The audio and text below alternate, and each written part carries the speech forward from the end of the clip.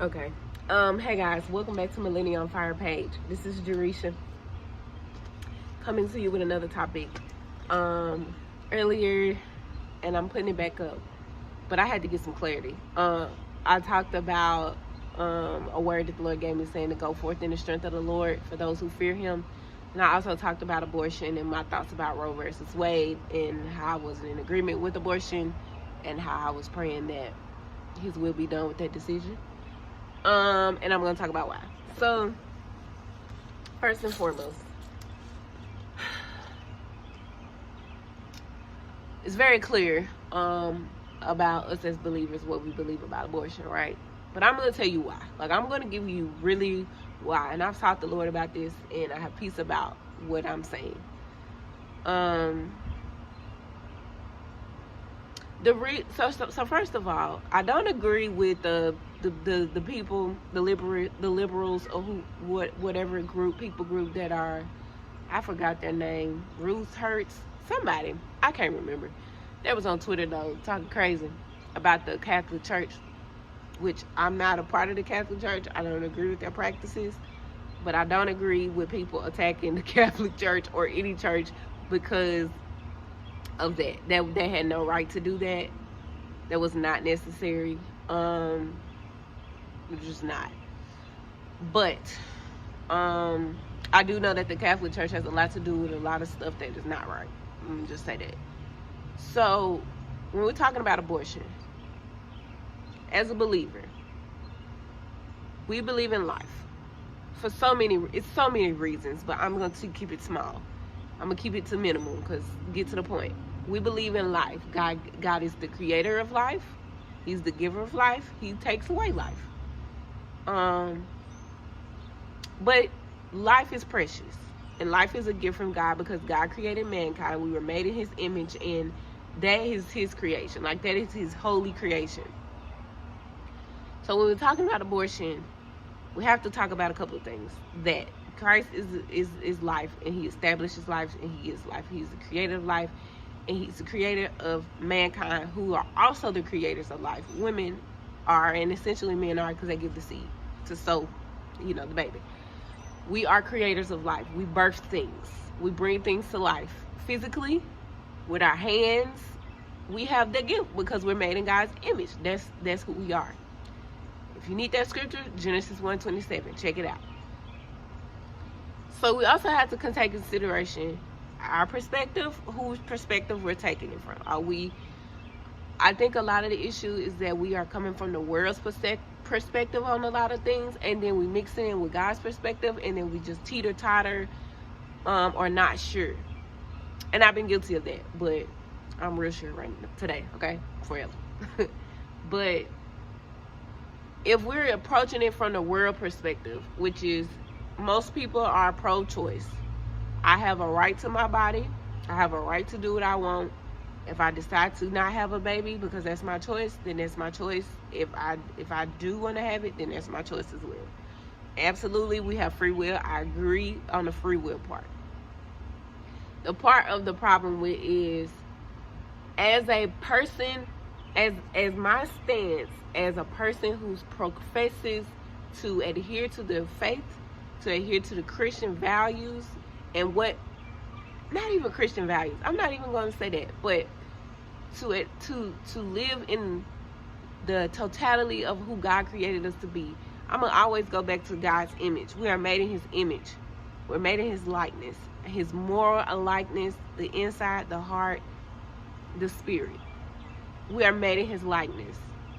So if we are made in His likeness, it is a direct contradiction if I say I am pro-choice to say that it is that to give a license or to commend or to agree that you should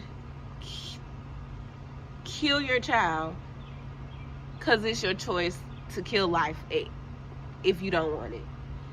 I'm going to explain some exceptional circumstances that I've also prayed about, and I feel like God gave me wisdom about that. But there ain't no exception to the rule. If you are given the gift of life because you are a life giver, because you're made in the image of Christ, that is not a reason to decide to have an abortion if you do no longer want the baby.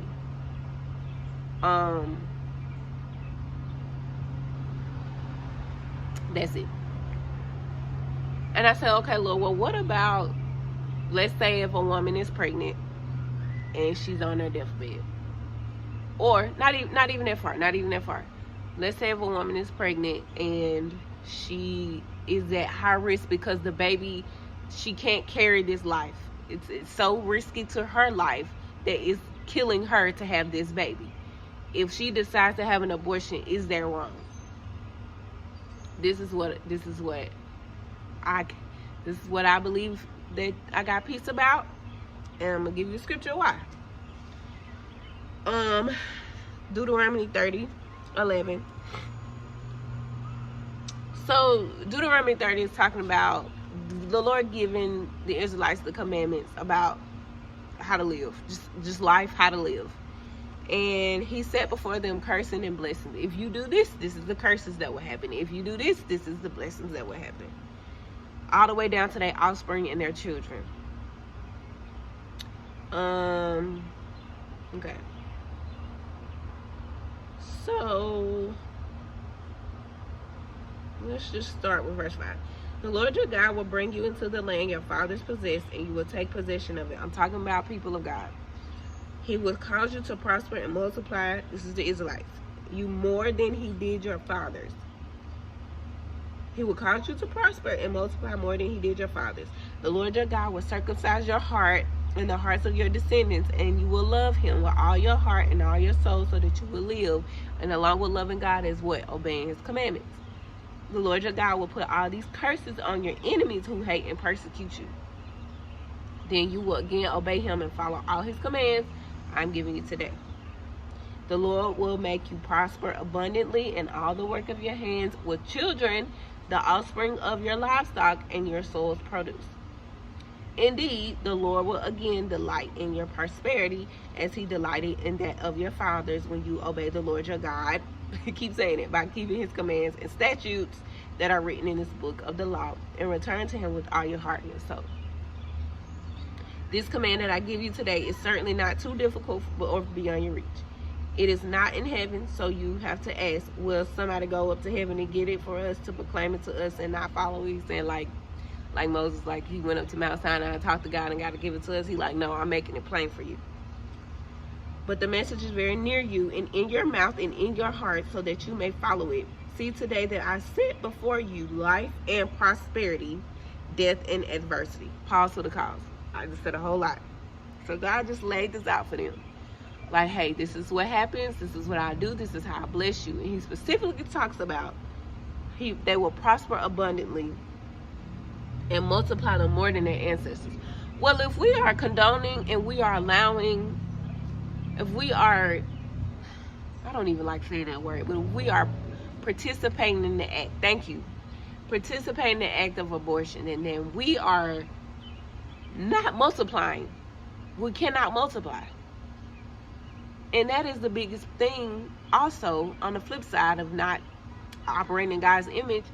The curses that come with, and I say curses but for the believers, because that's what God said it was. These are the consequences, the curses of your actions. Every sin has an action. Every action has a reaction. That's just common sense. And we live in a fallen world where we experience consequences of the fallen world. And like, God never designed us to kill life in an intentional way. Like, that was never the plan. So when you bring that open door, this spirit of death through abortion, that brings curses on the land for everybody. This is beyond believers, for everybody. The land is cursed because that's the source of life. So when we are not standing up in the right way, and I'm gonna get to that, and just, adhering to these practices, because that's what it is, adhering to practices of other beliefs in other nations, we bring curses on the land. in our bodies. And it's just a cycle. It's a cycle of curses. It's a cycle. And all I'm trying to say, ain't nobody trying to go through all that, okay? But back to what I was saying. So if a lady is pregnant and she's at risk of death because of the life she's giving, I was like, Lord, okay, what about that? So I got Proverbs talks about using wisdom. Just wisdom. Use common sense. Use your discretion. If she has to choose between herself and a baby,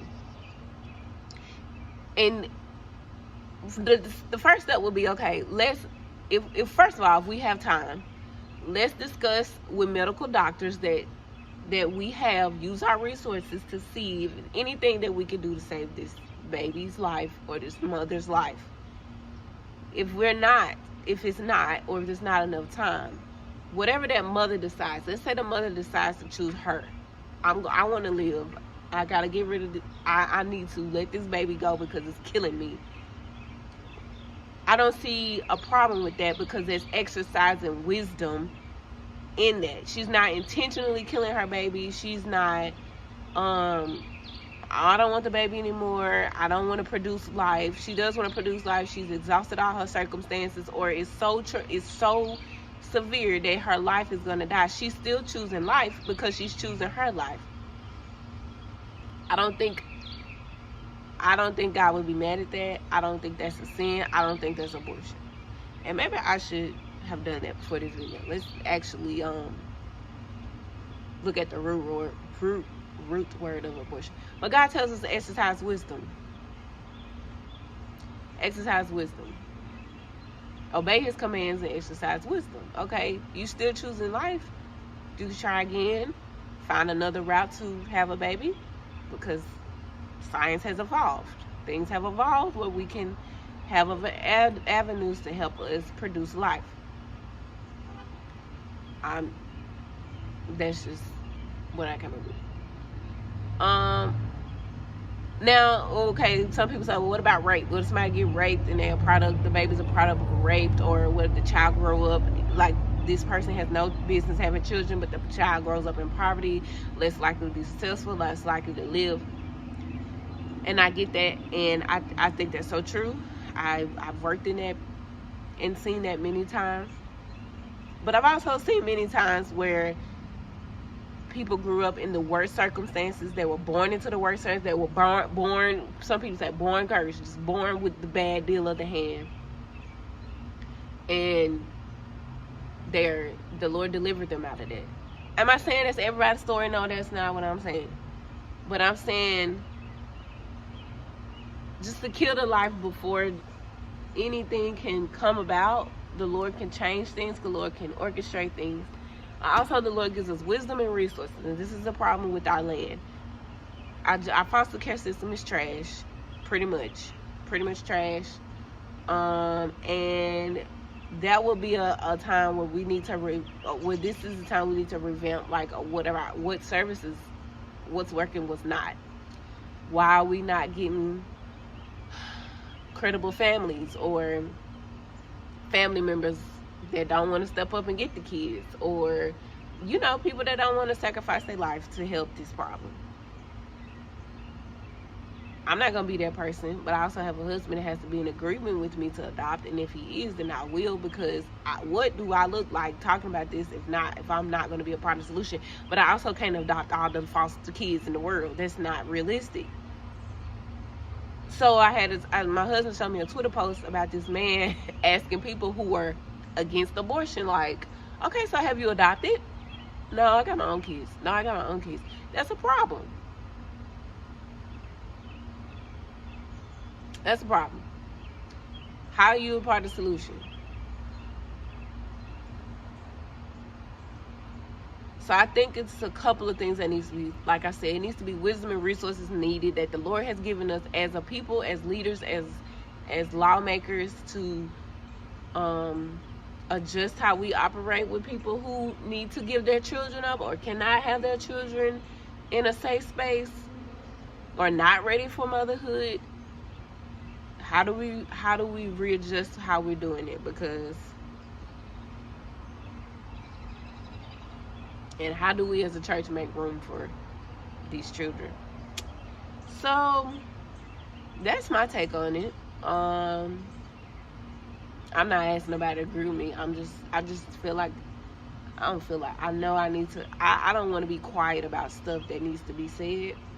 And I need to clarify what I say sometimes, because I don't always go all the way through. I do know the Lord wants us to prosper and be in good health and be in abundant life like he told them. And because we live in a fallen world, we're going to experience things of our bodies. I do believe that women should have the choice to exercise all costs before they kill a child. If it's a health risk, I don't think we should condone abortion. I don't think we should have abortion clinics. Honestly, if you want to do abortion, if you believe in abortion, I want the whole land to be in the court, but we know that's not going to happen. I guess move to the place that condones it. I don't know. But just know that abortion affects more than just the woman's body. It affects the land. It affects the space. And I don't condemn nobody that has an abortion, that has had an abortion. I remember when I was in college and I said, Lord, if I get pregnant, I'm going to have an abortion. I literally said that because I knew I wasn't ready. I was going to be ashamed. And that's not my point. If you are about to have a baby, or if you are pregnant and you know you can't take care of that child, let's get the help we need. And like I said, it's a problem on our part as people of God, as people of the world, to just not want to be available to take in children and people that can't take care of their kids, or don't want their kids anymore, or did not plan to have kids, whatever. It just should be better.